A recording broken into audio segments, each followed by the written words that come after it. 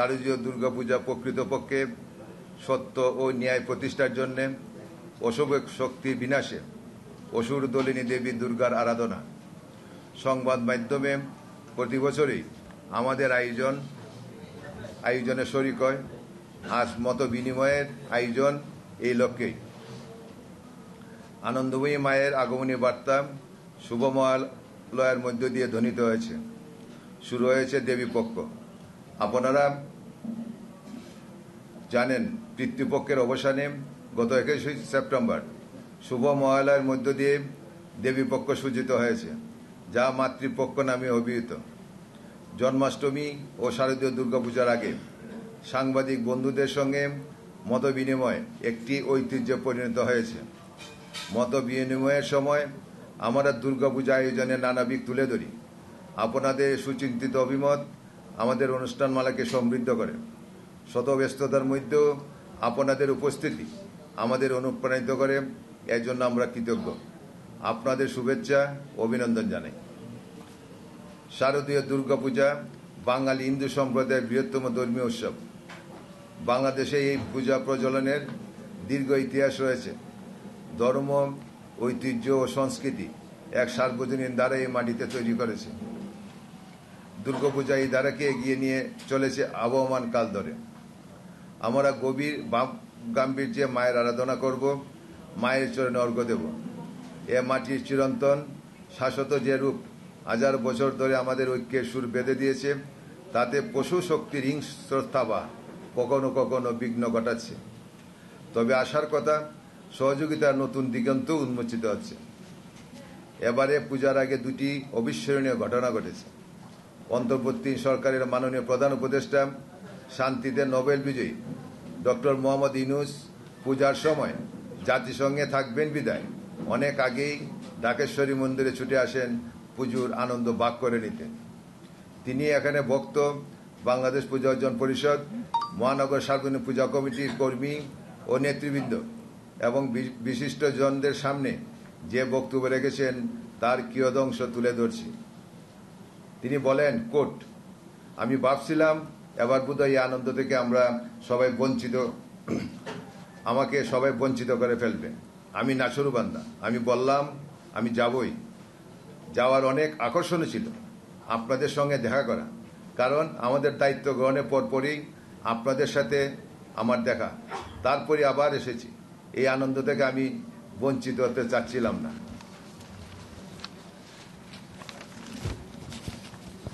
তিনি আরো বলেন, আমাকে বাদ দিয়ে সবাই আনন্দ করবে এটা করতে দেব না।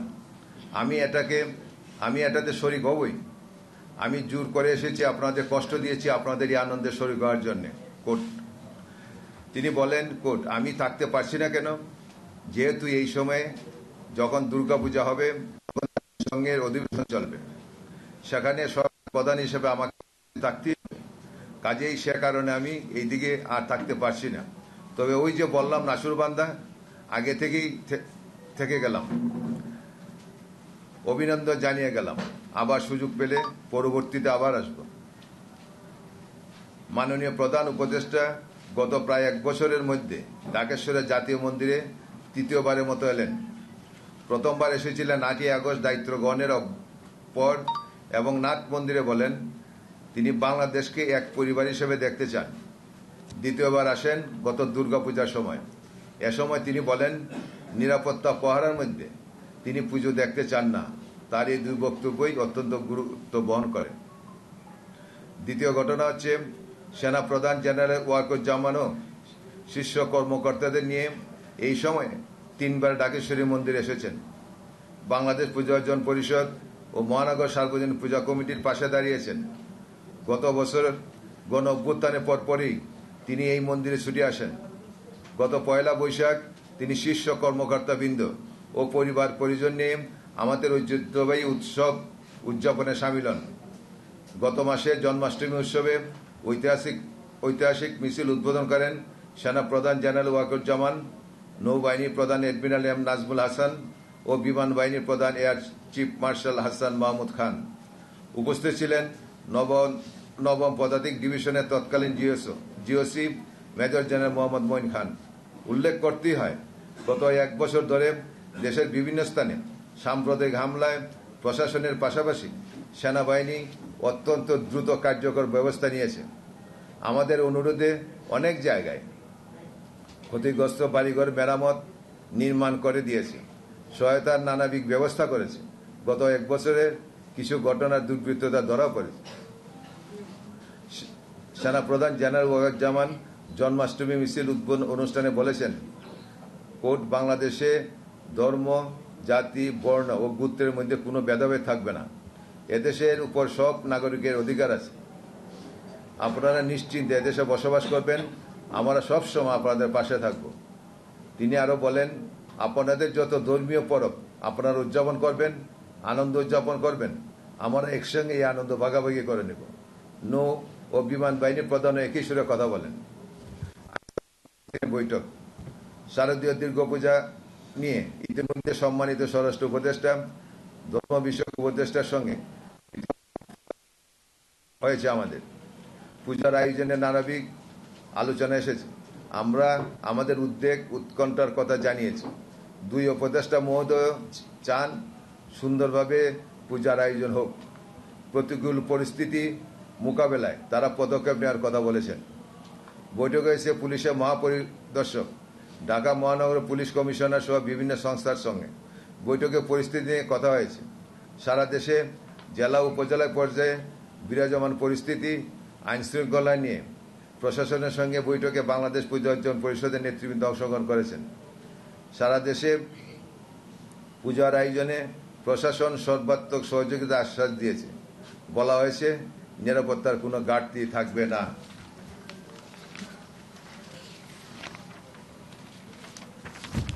পূজার চালচিত্র আগামীকাল শনিবার 27শে সেপ্টেম্বর দুর্গাপূজার বুধন, রোববার 28শে সেপ্টেম্বর মহাষ্টমী, রোববার 28শে সেপ্টেম্বর মহাষষ্ঠী, 29শে সেপ্টেম্বর সোমবার মহাসপ্তমী, 30শে সেপ্টেম্বর মহাঅষ্টমী ও 1 অক্টোবর মহানবমী, 2 অক্টোবর বিজয়া দশমী এবং বিসর্জন। বিকাল 3টায় ঢাকা সহ সারা দেশে বিজয়ের শোভাযাত্রা। এবার দেবীর আগমন গজে, গমন দুলায়। এ পর্যায়ে আমরা এখানে ঢাকা মহানগর ও সারা দেশে পূজার কিছু তথ্য তুলে ধরতে চাই। ঢাকা মহানগরে এবার 259টি পূজা অনুষ্ঠিত হচ্ছে। গত বছর ঢাকা মহানগরে 252টি পূজার আয়োজন হয়েছিল। সেই হিসাবে মহানগরে 7টি পূজা বেড়েছে। সারা দেশে এ পর্যন্ত যেসব তথ্য আমাদের হাতে এসেছে তাতে দেখা যাচ্ছে 33,355টি পূজা অনুষ্ঠিত হচ্ছে। গত বছরে 31,461 পূজার আয়োজন করা হয়েছিল। কয়েকটি জেলায় দুর্গা প্রতিমা ও মন্দিরে হামলার ঘটনা ঘটেছে। জেলাগুলো হচ্ছে কুষ্টিয়া, চট্টগ্রাম, কুড়িগ্রাম, সাতক্ষীরা, ঝিনাইদহের শৈলকুপা, নেত্রকোনা, গাইবান্ধা, পঞ্চগড়, জামালপুর, নাটোর, গাজীপুর, মানিকগঞ্জ ও চাঁপাইনবাবগঞ্জ।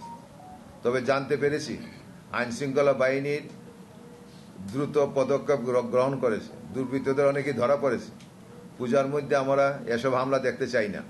শুধু আইনশৃঙ্খলা বাহিনীর পদক্ষেপই নয়, রাষ্ট্রীয় আলোকিত চেতনা, সামাজিক প্রতিরোধের মাধ্যমে এই সহিংসতার অবসান ঘটাতে হবে।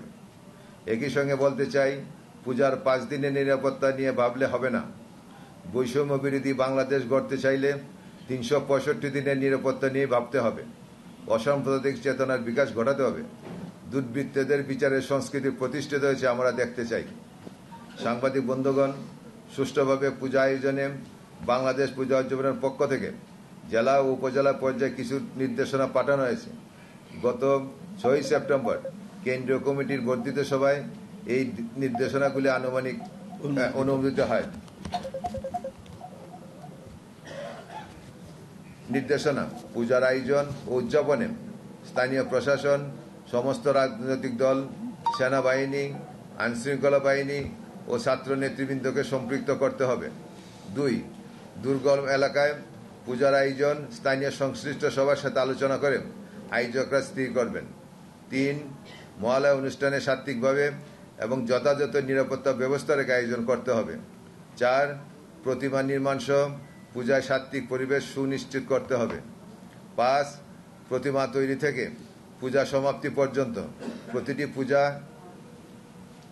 মণ্ডপ স্ব-উদ্যোগে নিরাপত্তা নিশ্চিতকল্পে সংশ্লিষ্ট মন্দির ও মণ্ডপ কর্তৃপক্ষ প্রশাসন ও আইন শৃঙ্খলা সদস্যদের সাথে সমন্বয় করে প্রয়োজনীয় পদক্ষেপ গ্রহণ করবেন।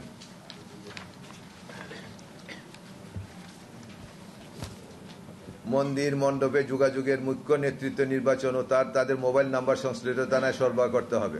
7. পূজা মণ্ডপের নিরাপত্তা তদারকির জন্য স্বেচ্ছাসেবকদের নাম, ঠিকানা, মোবাইল নাম্বার ইত্যাদি তথ্য দায়িত্ব বন্টন রেজিস্টারে লিপিবদ্ধ থাকতে হবে। স্বেচ্ছাসেবকের তালিকা এবং ফোন নাম্বার সংশ্লিষ্ট থানা এবং ফাঁড়িতে পাঠাতে হবে। স্বেচ্ছাসেবকদের ছবিযুক্ত দৃশ্যমান পরিচয়পত্রের ব্যবস্থা করতে হবে। 8. প্রতিমা নির্মাণ কাজ ও পূজা মণ্ডপে স্বেচ্ছাসেবক দ্বারা দিনরাত পাহারার ব্যবস্থা করতে হবে। 9. পূজা মন্দির ও মণ্ডপে নারী ও পুরুষের পৃথক যাতায়াত ব্যবস্থা রাখতে হবে এবং শৃঙ্খলা বজায়ের জন্য নির্দিষ্ট নারী ও পুরুষ স্বেচ্ছাসেবক রাখতে হবে। 10. সন্দেহভাজন দর্শনার্থীদের দেহ তল্লাশির ব্যবস্থা রাখতে হবে। নারী স্বেচ্ছাসেবকদের মাধ্যমে নারী দর্শনার্থীদের দেহ তল্লাশির ব্যবস্থা রাখতে হবে। মন্দির মণ্ডপে সার্বিক নিরাপত্তা রক্ষার্থে আর্থিক সঙ্গতি সাপেক্ষে সিসি ক্যামেরা সংযোগের ব্যবস্থা করতে হবে। মণ্ডপ মন্দির সংলগ্ন এলাকায় এবং বিসর্জন স্থলে পর্যাপ্ত আলোর জেনারেটর সহ জরুরি বিদ্যুৎ সরবরাহ যন্ত্র এবং অগ্নি নির্বাপক যন্ত্র রাখতে হবে। বিদ্যুৎ সংযোগের ক্ষেত্রে উন্নত মানের বৈদ্যুতিক তার ব্যবহার করতে হবে। যেসব ক্ষেত্রে খোলা জায়গায় অস্থায়ী প্যান্ডেলে দুর্গাপূজা করা হবে সে সকল ক্ষেত্রে সরকার নির্দেশিত বিধিবিধান মেনে সকলের সাথে সমন্বয় করে পূজা আয়োজনের ব্যবস্থা করতে হবে। প্রতিমা নির্ধারিত দিনে বিসর্জন দিতে হবে। 15. গুজবে বিভ্রান্তি না হয়ে যে কোনো দুর্ঘটনা সংবাদ তাৎক্ষণিক সংশ্লিষ্ট আইনশৃঙ্খলা বাহিনী ও কেন্দ্রীয় মনিটরিং সেলে জানাতে হবে। প্রয়োজনে 999 নম্বরে যোগাযোগ করতে হবে। 16. দেশি বিদেশি গুরুত্বপূর্ণ ব্যক্তির পূজা মণ্ডপে পরিদর্শনে কোনো সূচি জানা মাত্র সংশ্লিষ্ট থানাকে অবহিত করতে হবে। এ ব্যাপারে রেজিস্টার সংরক্ষণ করতে হবে। ইফটিজিং, ছিনতাই ইত্যাদিতে কেউ জড়িত হলে আইন নিজের হাতে তুলে না নিয়ে তাদেরকে পুলিশে সোপর্দ করতে হবে। 18. যানবাহন চলাচল ও দর্শনার্থী চলাচলে বিঘ্ন সৃষ্টি হবে এমন স্থানে পূজাকালীন সময়ে কোনো দোকানপাট বরাদ্দ দেওয়া যাবে না। 19. দায়িত্বরত পুলিশ কর্মকর্তা ও প্রশাসনের সাথে সার্বক্ষণিক যোগাযোগ রাখতে হবে এবং যে কোনো অনাকাঙ্ক্ষিত ঘটনা তাৎক্ষণিক প্রশাসন ও পুলিশকে অবহিত করতে হবে। 20. উচ্চ শব্দের মাইক, পিএসএ ও আতশবাজি পটকার ব্যবহার থেকে বিরত থাকতে হবে। ভক্তিমূলক ও ধর্মীয় সঙ্গীত ব্যতীত অন্য কোনো গান বাজানো থেকে বিরত থাকতে হবে। 21. কারো ধর্মানুভূতিতে আঘাত লাগে এরূপ কার্যক্রম থেকে বিরত থাকতে হবে। 22. 13 অক্টোবর 2024 যথানিয়মে 2 অক্টোবর প্রতিমা নিরঞ্জন হবে। 2 অক্টোবর 2025 যথানিয়মে প্রতিমা নিরঞ্জন হবে এবং প্রতিমা নিরঞ্জন শোভাযাত্রায় সর্বোচ্চ সতর্কতা নিরাপত্তা বজায় রাখতে হবে। এখানে 13 অক্টোবর ভুল হয়েছে, এটা মিস্টেক হয়েছে, এটা হচ্ছে 2 অক্টোবর 2025। আপনারা একটু কারেকশন নিন। সন্ধ্যার মধ্যে বিসর্জন সম্পন্ন করার জন্য অনুরোধ জানানো হচ্ছে। শারদীয় দুর্গা কর্মসূচি। শারদীয় দুর্গাপূজায় প্রতি মণ্ডপ কিংবা প্যান্ডেলে নিম্নোক্ত দাবি তোলার জন্য ঢাকা মহানগর সারা দেশে বলা হয়েছে। সারা দেশে ধর্মীয় জাতিগত সংখ্যালঘু নেতৃত্ব ও নিরাপদ মানুষের বিরুদ্ধে অসত্য ও ঢালাও ভিত্তিহীন হয়রানিমূলক মামলা পূজার আগে প্রত্যাহারের দাবি জানানো হচ্ছে। সরকারি প্রতিষ্ঠানসমূহের শিক্ষক কর্মকর্তা কর্মচারীদের জোরপূর্বক পদচ্যুতি বন্ধে কার্যকর ব্যবস্থা করার দাবি জানাই। ধর্মীয় ও জাতিগত সংখ্যালঘুদের স্বার্থ ও অস্তিত্ব রাখার 8 দফা। 1 নম্বর সংখ্যালঘু সুরক্ষা আইন প্রণয়ন। 2 নম্বর জাতীয় সংখ্যালঘু কমিশন ও সংখ্যালঘু মন্ত্রণালয় গঠন। 3 অর্পিত সম্পত্তি প্রত্যর্পণ আইনের যথাযথ প্রয়োগে যাবতীয় আমলাতান্ত্রিক বাধা অপসারণ করে ট্রাইব্যুনালের রায়ের আলোকে জমির মালিকানা ও দখলভুক্তভোগীদের বরাবরে আইনে নির্ধারিত সময়ের মধ্যে প্রত্যর্পণ। 4 জনসংখ্যার আনুপাতিকারে সরকার, সংসদ, জনপ্রতিনিধিত্বশীল সকল সংস্থায় অংশীদারিত্ব ও প্রতিনিধিত্ব নিশ্চিত করা। 5 দেবত্ব সম্পত্তি সংরক্ষণ আইন প্রণয়ন। এটা ইতিমধ্যে খসড়া কিন্তু চূড়ান্তকৃত। 6 বৈষম্য বিলোপ আইন প্রণয়ন, সেটাও ইতিমধ্যে খসড়া বিল চূড়ান্তকৃত। 7 পার্বত্য চট্টগ্রাম চুক্তির যথাযথ বাস্তবায়ন। 3 পার্বত্য জেলা পরিষদ আইন ও পার্বত্য চট্টগ্রাম আঞ্চলিক পরিষদ আইন যথাযথভাবে কার্যকর করা। এবং সমতলে আদিবাসীদের জন্য ভূমি কমিশন গঠন।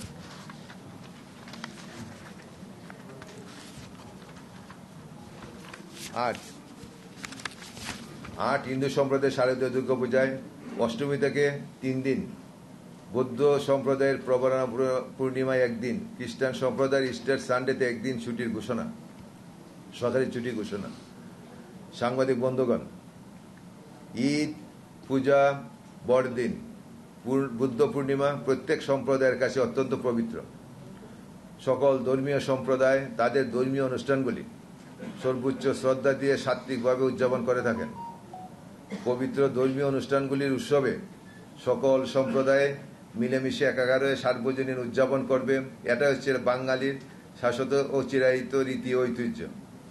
আমরা এমন একটি সমাজের অপেক্ষায় আছি যে সমাজে ঈদ, পূজা, বড়দিন, বুদ্ধ পূর্ণিমা সহ অন্যান্য ধর্মীয় সার্বজনীন সামাজিক অনুষ্ঠানগুলো নির্বিঘ্নে অসাম্প্রদায়িক পরিবেশে কোনো ধরনের ভয়ভীতি ও পুলিশ পাহারার ব্যতিরেকে অনুষ্ঠিত হবে।